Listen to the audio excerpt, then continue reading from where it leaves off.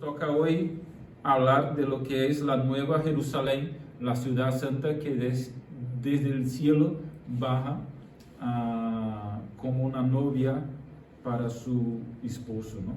La semana pasada hemos hablado de los versículos 1 al 8, lo que son los cielos nuevos y tierra nueva.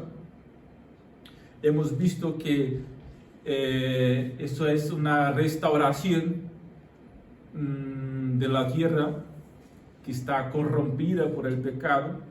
Hemos visto que en ese entonces pues llegará el definitivo tabernáculo de Dios con los hombres. Puedes pasar, David.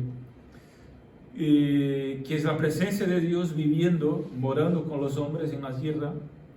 Y por último, la semana pasada hemos hablado que hay también una advertencia en el versículo 8 a los incrédulos, ¿no?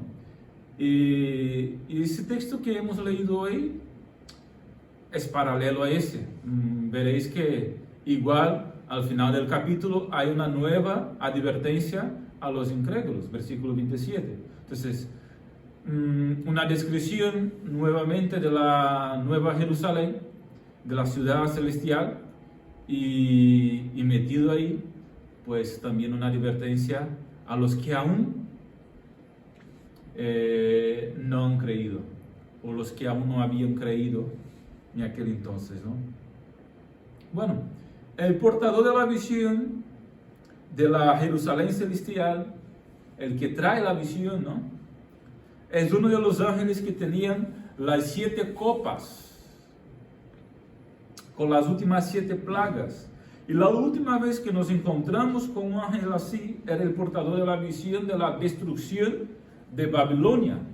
Si estáis acompañando más o menos esta serie, ya hemos hablado sobre la Babilonia, la grande, que es la gran ramera, la ciudad del pecado, lo que representa la ciudad de los hombres, la corrupción de la sociedad, ¿no?, caída en el pecado. Entonces, es extraordinario que en Apocalipsis 17, versículos 1 al 3, Juan es invitado por ese ángel a ver la caída de la gran ramera, y ahora, por el mismo ángel, Juan es llamado para ver el esplendor de la Nueva Jerusalén, la ciudad santa, la novia del Cordero. Entonces, ahí tenemos un paralelo con la Nueva Jerusalén y la caída de Babilonia y la ascensión de la Nueva Jerusalén, ¿no?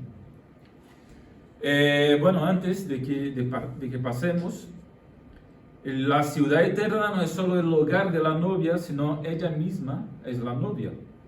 La ciudad no son edificios, sino personas.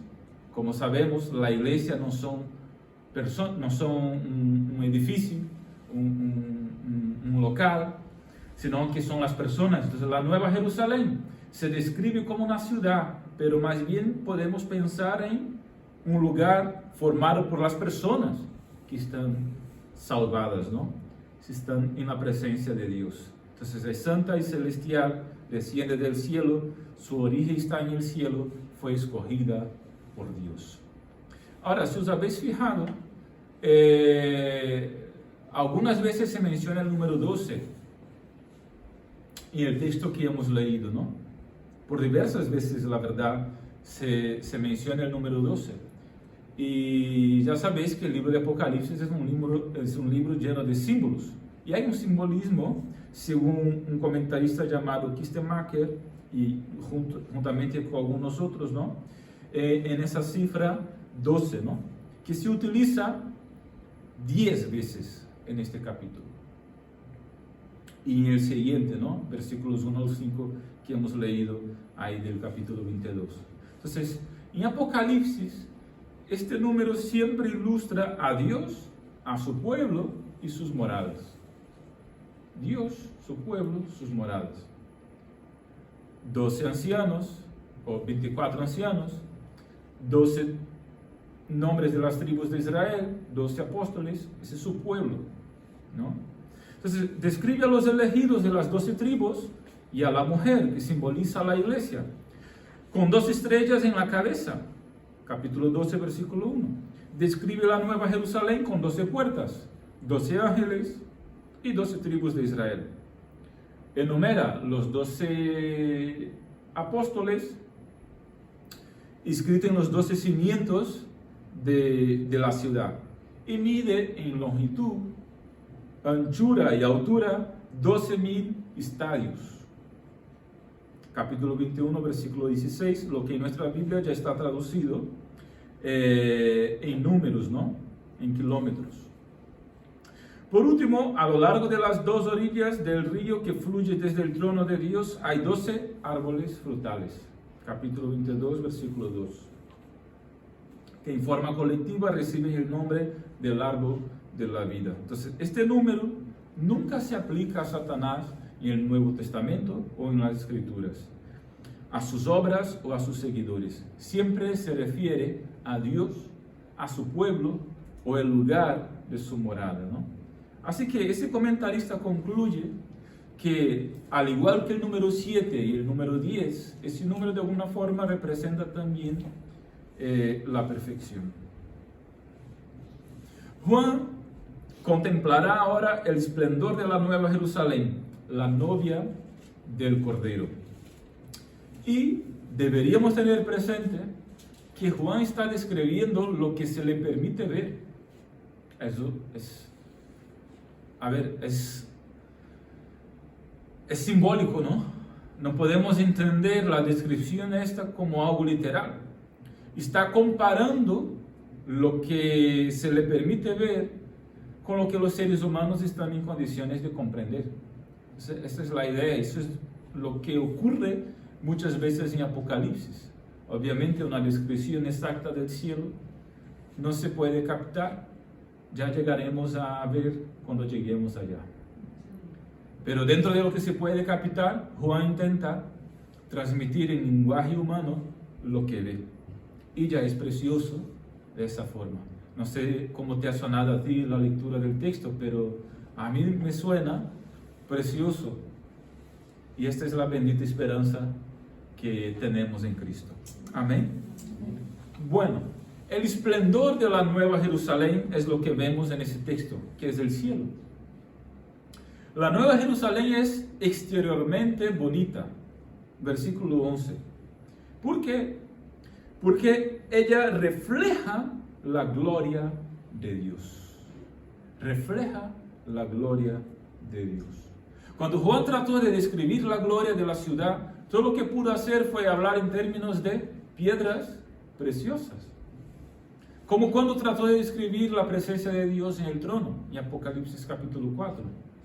Es que son cosas, ¿cómo definir la gloria de Dios?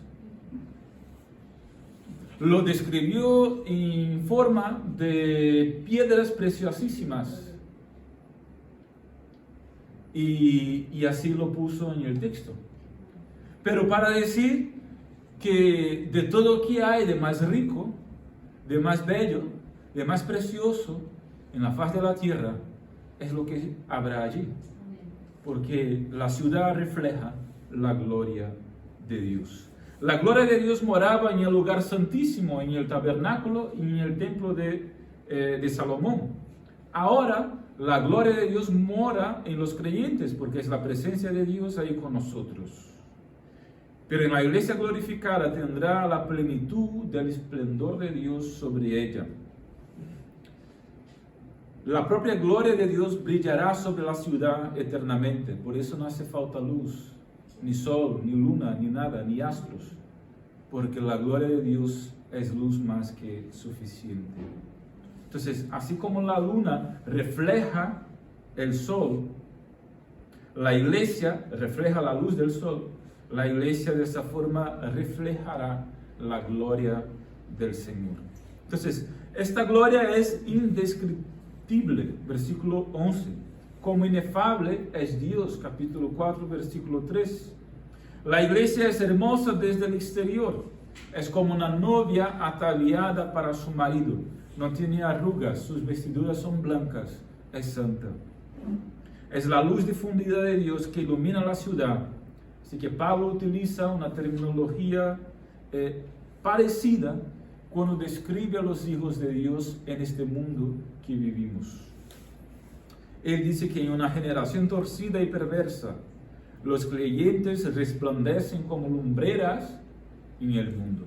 Filipenses capítulo 2, versículo 15.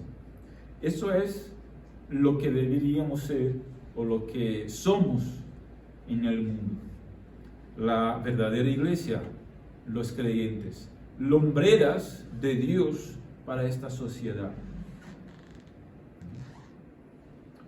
La Nueva Jerusalén es también bonita por dentro.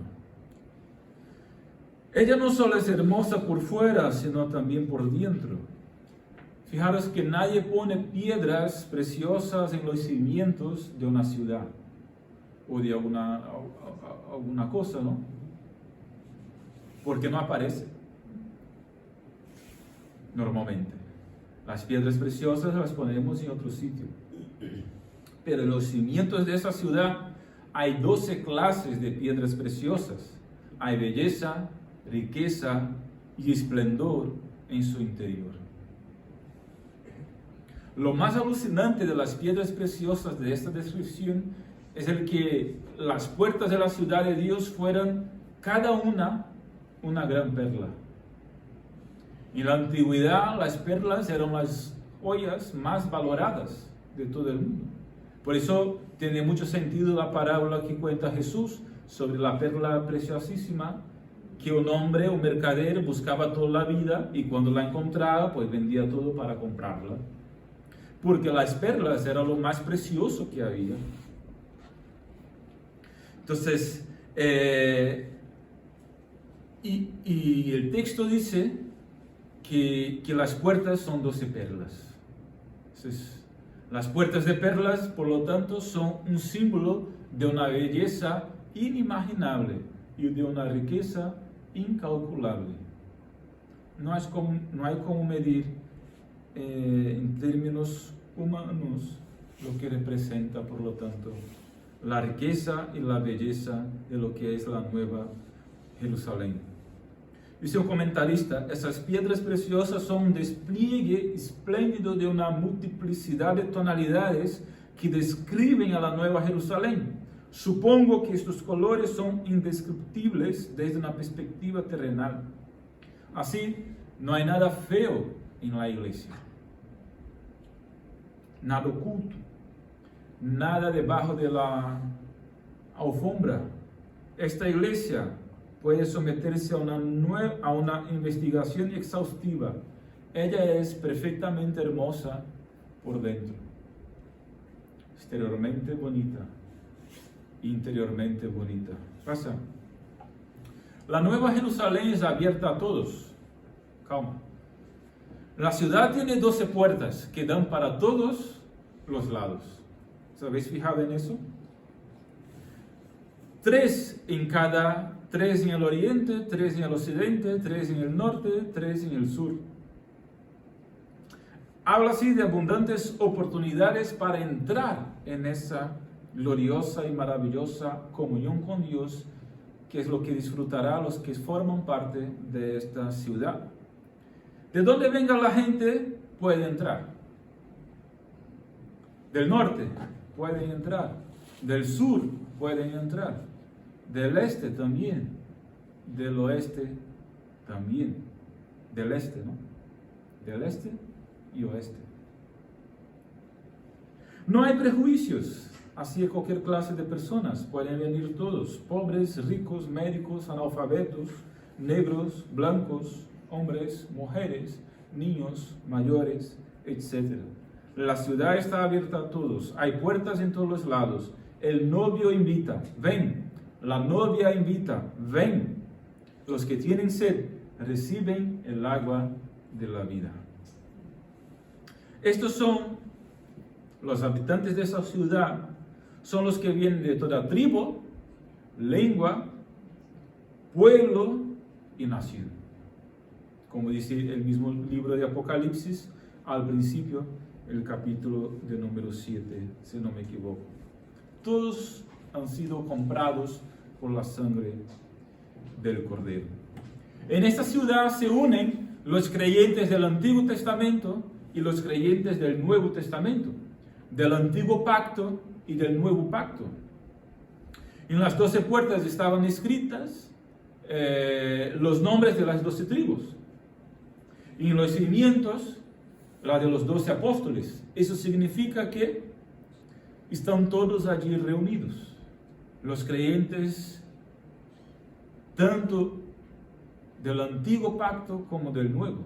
Los que vinieron antes de Cristo, creyendo en la promesa de Cristo, y los que murieron después de Cristo, que han creído en la obra de Cristo y en su segunda venida.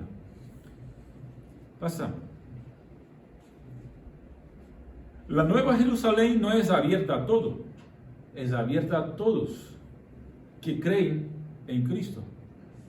Pero no es abierta a todo, versículo 12 y versículo 27. La ciudad tiene un muro grande y alto, que habla de protección, seguridad. Aunque hay puertas, y puertas abiertas, no todos entrarán en esa ciudad. ¿Por qué? Hay ángeles en estas puertas, protegiendo estas puertas, y averiguando quién puede entrar o no. Así que, aunque las puertas estén abiertas, en cada puerta hay un ángel. Así como Dios colocó un ángel con una espada de fuego para guardar el árbol de la vida, y está el ángel allí en cada puerta para averiguar la entrada, o para averiguar los que entran, ¿no? El muro demarca la santidad de la ciudad, versículo 10, separando lo limpio de lo inmundo. Versículo 27, una vez más la advertencia, ¿no? Al final del capítulo, una amenaza. Los que no quieran abandonar el mal de su camino, serán excluidos de esa ciudad. No es el pecador arrepentido, sino el recalcitrante, el que se excluye con su propia actitud de incredulidad, se autoexcluye de la ciudad de Dios. Porque el pecado no puede entrar en esta ciudad, la Nueva Jerusalén. Así que aunque la iglesia está abierta a todos, no está abierta a todo. Venid como está, pero transfórmate, o sea transformado por el Evangelio de la gracia. ¿No es eso? Todos pueden venir, la puerta estará siempre abierta. Venid realmente como estáis. Esa es la invitación. Pero llegando aquí, cuando digo aquí, no estoy hablando de un local, sino que llegando a Cristo y creyendo en Él, pues empieza el proceso de transformación, que se culminará en el cielo, porque allá no habrá pecado. Así que no pueden entrar los que permanecen en su pecado, sino aquellos cuyos nombres están inscritos en el libro de la vida.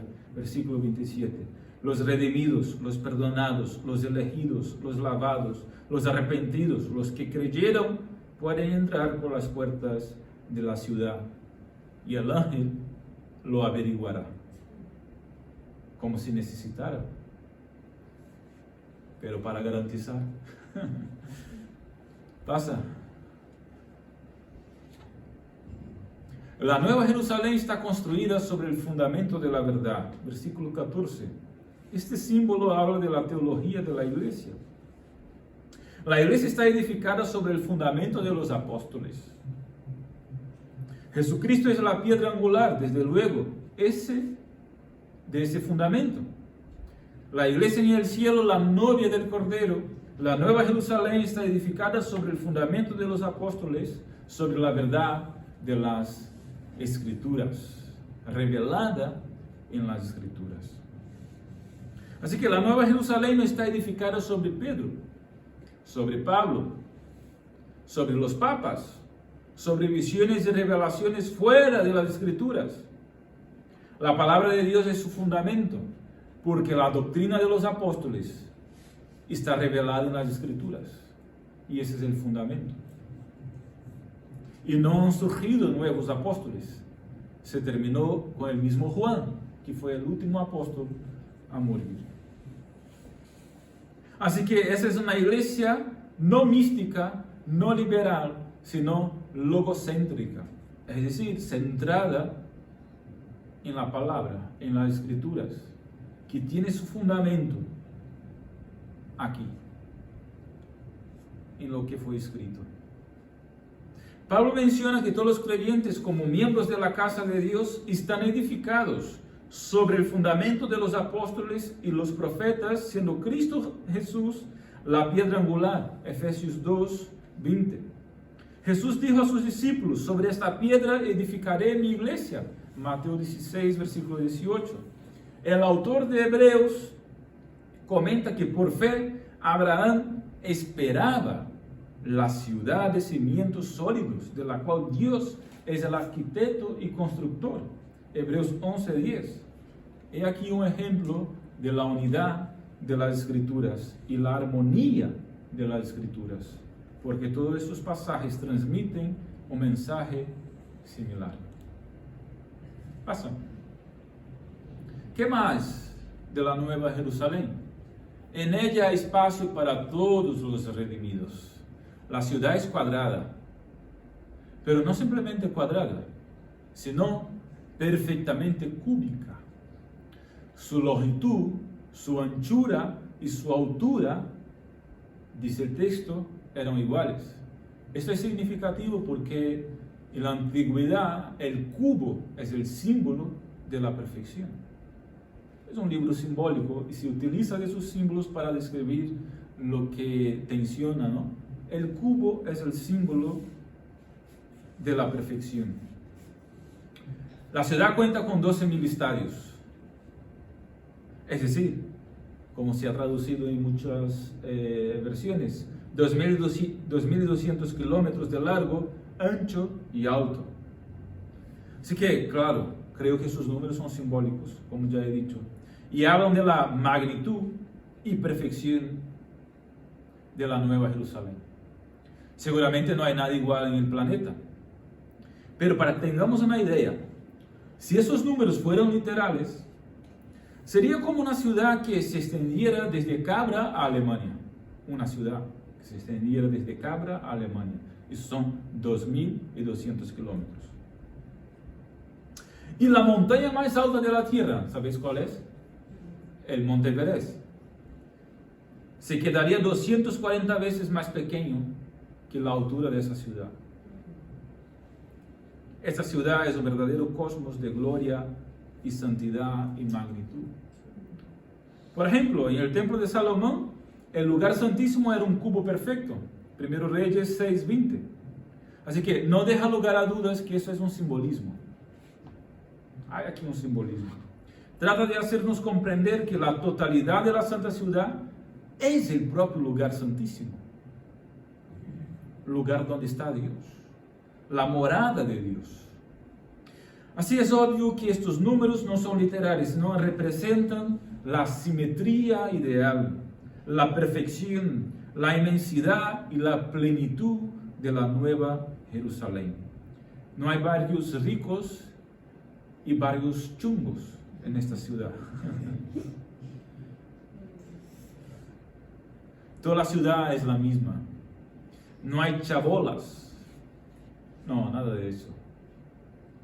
Hay sí mansiones hechas no por manos.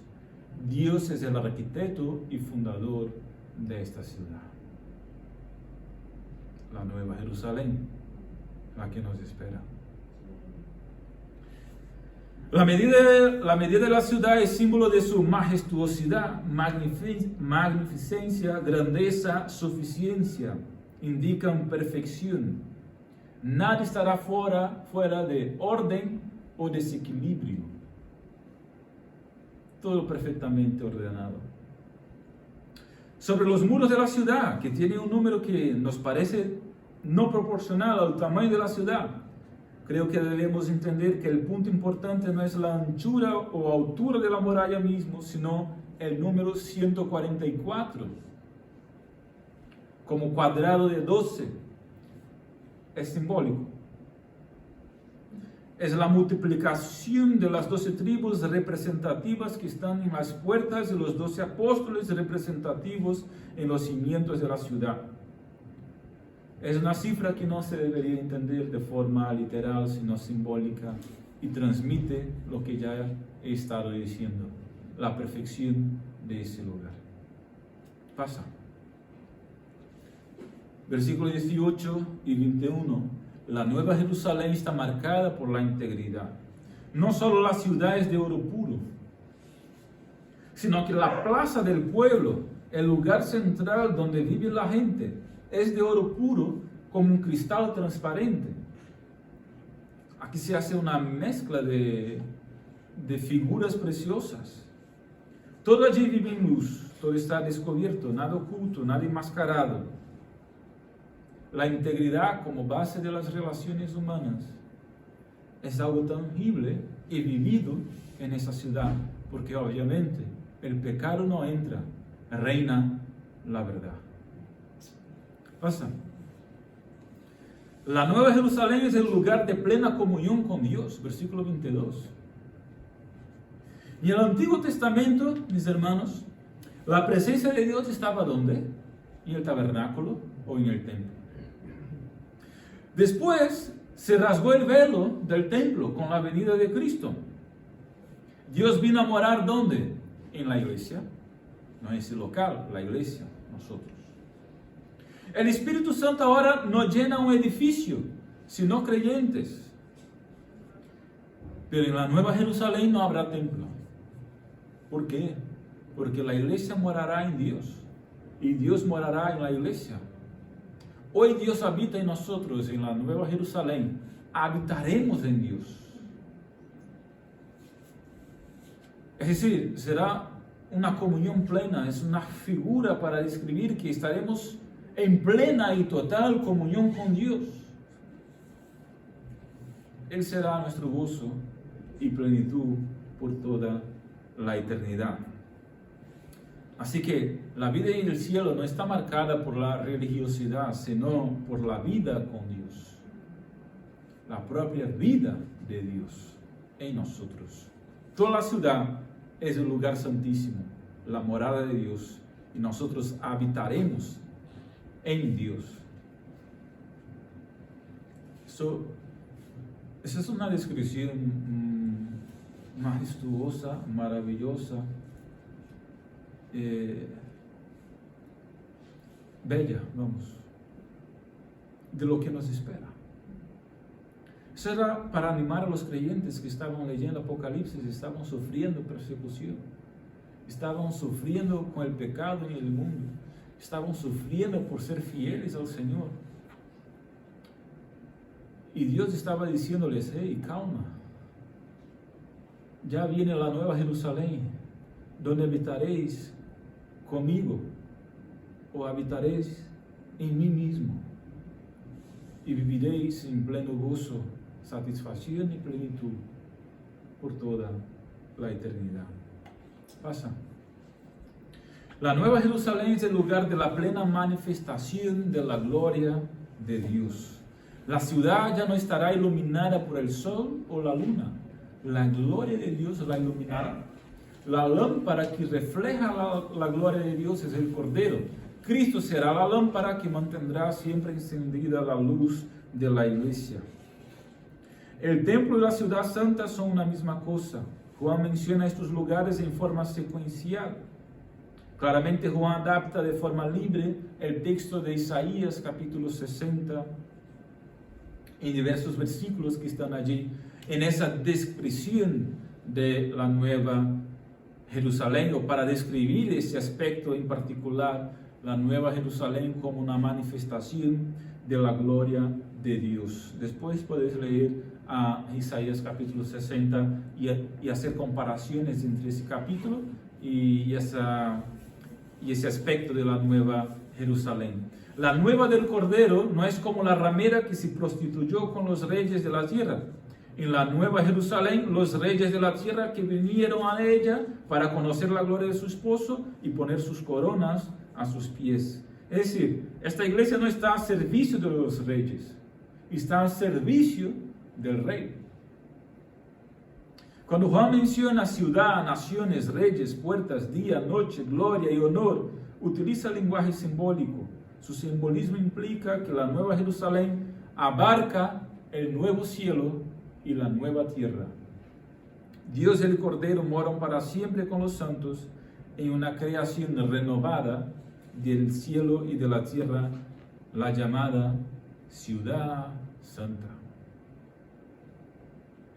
Pasa. Capítulo 22, versículo 1 y 2. El río que fluye de esa ciudad, el río de agua viva. La Nueva Jerusalén es el paraíso restaurado. Es una ciudad, un jardín y una novia. El jardín perdido en el Edén es el jardín recuperado en el cielo. En el Edén el hombre fue impedido por el pecado de comer del árbol de la vida. En el cielo puede alimentarse del árbol de la vida cuanto quiera. En el Edén estaba enfermo por el pecado, en el cielo está totalmente sanado del pecado y vive en gloria. En el Edén fue condenado a muerte, en el cielo se apodera de la vida eterna por todo siempre. En el jardín del Edén había 4 ríos. En ese jardín celestial solo hay un río, el río de la vida. Fluye del trono de Dios. Esto simboliza la vida eterna, la salvación perfecta y gratuita, el don de la gracia soberana de Dios para con aquellos que han creído en el Salvador del mundo, Cristo Jesús, nuestro Señor, el que murió crucificado, pero al tercer día resucitó, ascendiendo al cielo y vive y reina por todo siempre. ¿Dónde va ese río? Lleva vida, curación y salvación. El río de la vida simboliza la vida abundante, inagotable en esta ciudad gloriosa. Todos los que tienen sed, venid a mí y bebed, dijo Jesús. Y los que beben de esa agua beberán por toda la eternidad. Pero hay que empezar a beber aquí, de esa agua. Pasa. Vamos terminando, ya pronto. La Nueva Jerusalén es donde está el trono de Dios. El trono habla de la soberanía y el gobierno de Dios. El Señor gobierna sobre esta iglesia, lo ordena el que está en el trono. Es sumisa, fiel. Este es un trono de amor. Los súbditos también son reyes y obedecen con gusto. En la Nueva Jerusalén viviremos como allí. Tendremos propósito. Sus siervos, dice el texto, les servirán. Y uno puede pensar, pero trabajar, yo estoy pensando en mi jubilación. O el sueño de todo ser humano, ¿no? Jubilarse y vivir tranquilo. Esto para el mundo está bien y es lo necesario. Pero es porque nuestro trabajo está contaminado por el pecado. El pecado en sí no es malo. El trabajo en sí no es malo. Porque fue creado antes del pecado, ¿no? Lo que dificultó el trabajo fue la entrada del pecado en el mundo.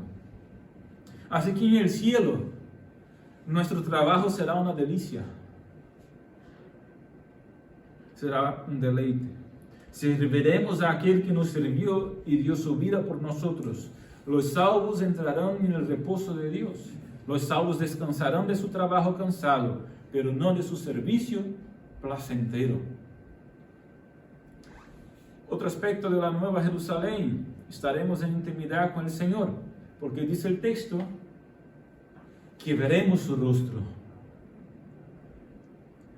Ahora, ¿te acuerdas de Moisés? Que pidió para ver el rostro del Señor cuando estaba en la zarza ardiente. Y el Señor que le contestó, es que no puedo dejarte que veas mi rostro, porque no soportarías. Pero pasaré y dejaré que veas mi sombra.